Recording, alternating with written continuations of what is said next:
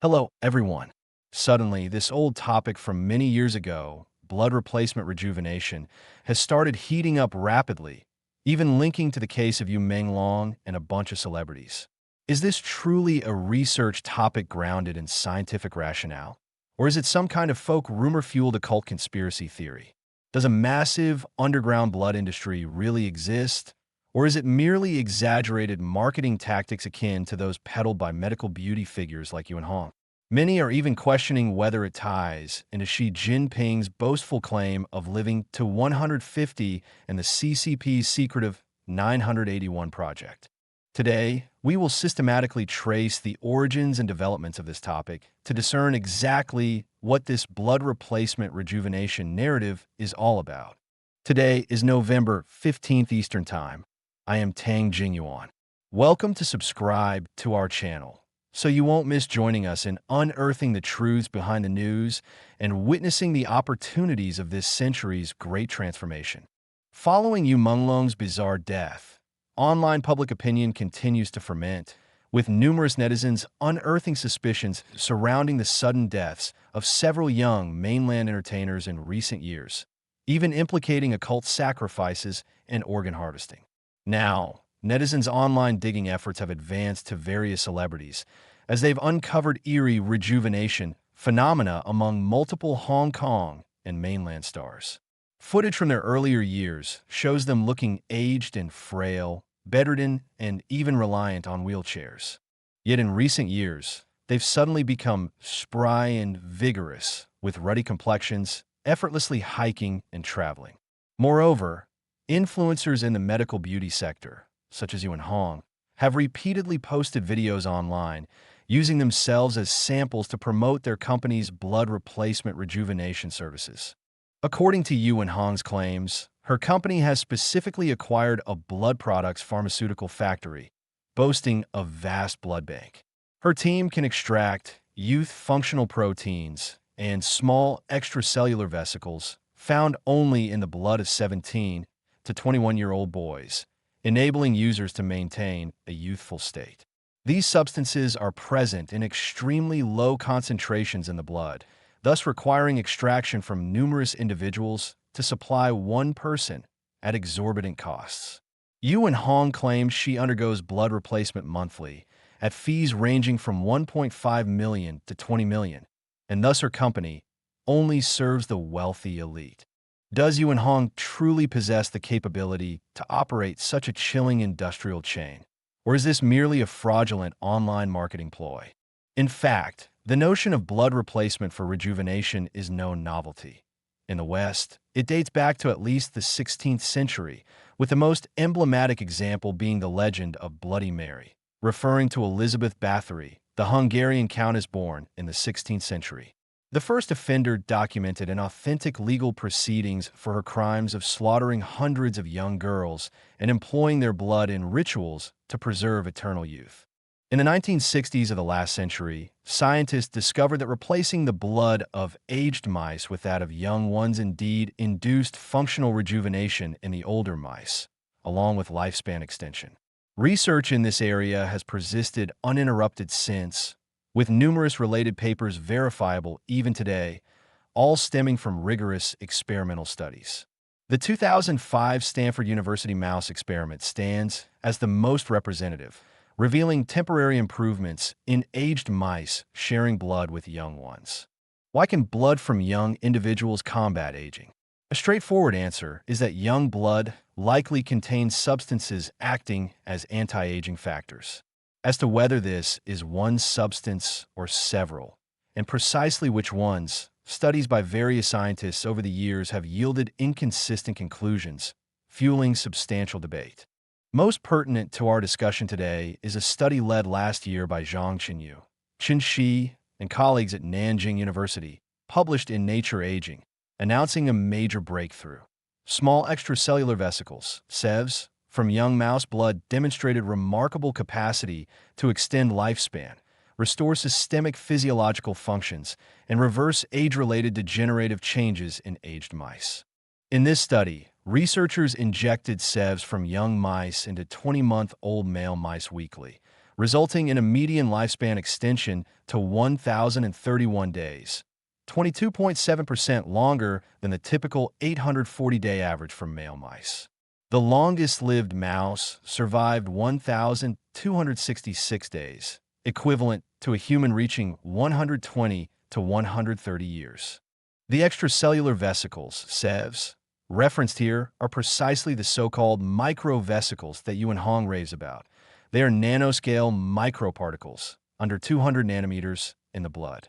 This immediately raises the first major issue, a research finding just validated in mice last year. Could it possibly mature and apply to humans within a mere year, scaling to commercial operations? My answer is unequivocal, absolutely impossible. Anyone with even basic medical research knowledge understands that translating results from mice to humans, while not an insurmountable chasm, cannot be bridged in a single year. Merely elucidating its anti-aging mechanisms and confirming safety profiles would demand a decade or more to fully resolve.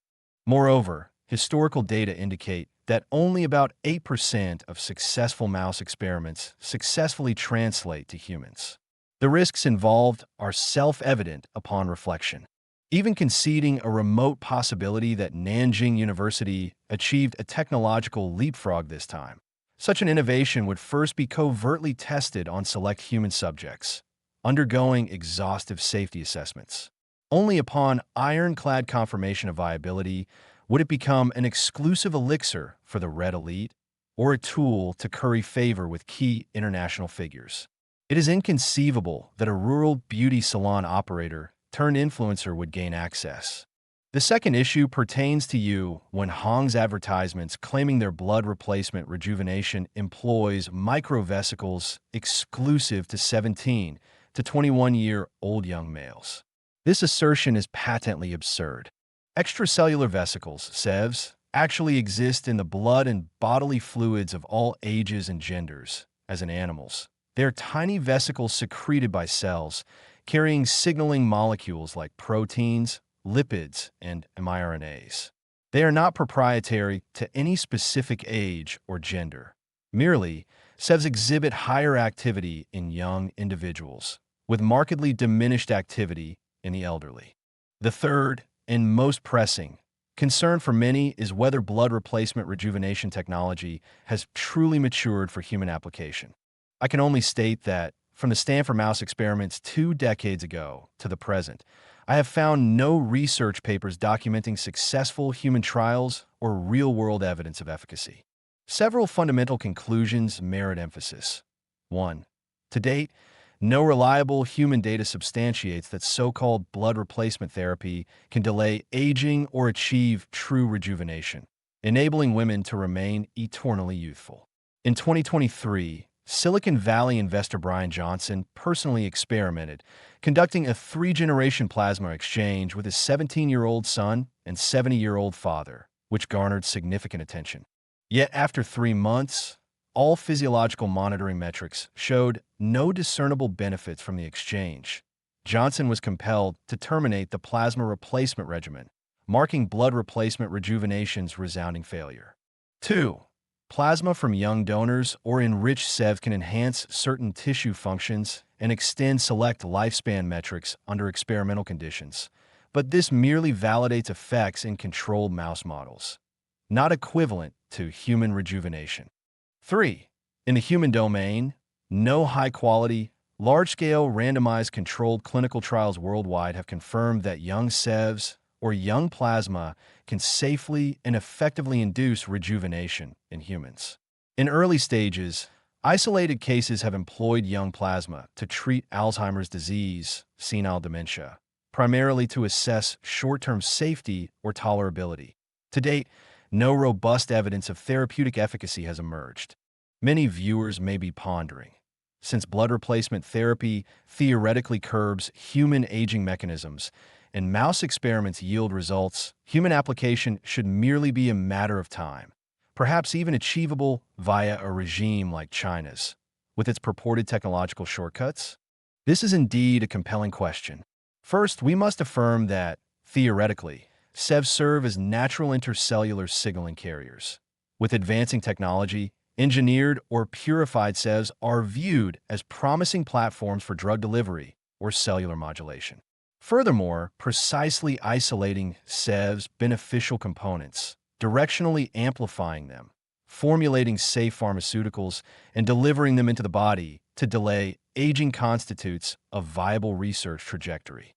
However, and this bears reiteration, this remains purely theoretical. In practical terms, routinely injecting SEVs extracted from others into the human body as a safe, feasible anti-aging therapy is unrealistic at present and entails profound risks arising from multiple facets. Blood replacement, much like organ transplantation, fundamentally involves allogeneic transfers, inevitably triggering complex immunological barriers and rejection responses. Virtually all SEV therapies currently reside in foundational research or nascent, isolated clinical phases. Chronic systemic injection of allogeneic SEVs could precipitate unforeseeable immunological repercussions, potentially even altering tumor microenvironments. Given the exquisite complexity of human immunity, modern medicine, despite delving into life's molecular intricacies, remains profoundly ignorant of many immunological pathways. In plain terms, current technologies cannot reliably detect whether allogeneic SEVs harbor severely pathogenic or oncogenic molecules, such as certain miRNAs or proteins. One might intend to extend lifespan via SEV input, yet inadvertently introduce malignancies or diabetes that would otherwise never arise, potentially shortening life instead. In summary, the sole blood replacement therapies actually conducted in humans to date primarily involve plasma exchange, as in the Johnson family trio's approach. However, the volumes were severely limited. Per medical literature, therapeutic plasma exchange theoretically requires 1 to 1.5 times the patient's total plasma volume per session. For a 60 kilograms adult, a single session thus demands 2,400 to 4,500 milliliters of plasma, with a full treatment cycle typically entailing 5 to 6 sessions for efficacy. This implies one stark reality. Each treatment requires plasma from 3 to 8 donations, and a cycle's cumulative demand is staggering. We all know a healthy adult's standard plasma donation yields about 580 milliliters. Thus, the conclusion is clear. No legitimate channel could fulfill such non-medical demands purely for longevity or cosmetic purposes. Some might counter that Yuan Hong describes monthly injections of purified SEVs, not plasma, and in her words, minimal product volumes. Indeed, but a simple calculation reveals the truth. Per the Nanjing University protocol, mice only, weekly injections of purified SEVs at 200 microliters, 0.2 milliliters, yielded anti-aging effects after months. Scaling by body weight, humans would require far more, potentially tens to hundreds of milliliters per dose. Consider the implications. Theoretically, purifying SEVs from an entire adult's blood volume might yield roughly 1 to 5 milliliters of suspension, and that's crude product, not therapeutically effective quantities.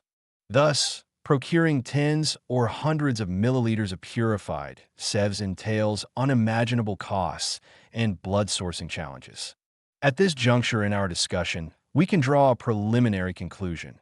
Based on all currently available public academic research, under legitimate conditions, commercial-scale blood replacement rejuvenation therapy is impossible.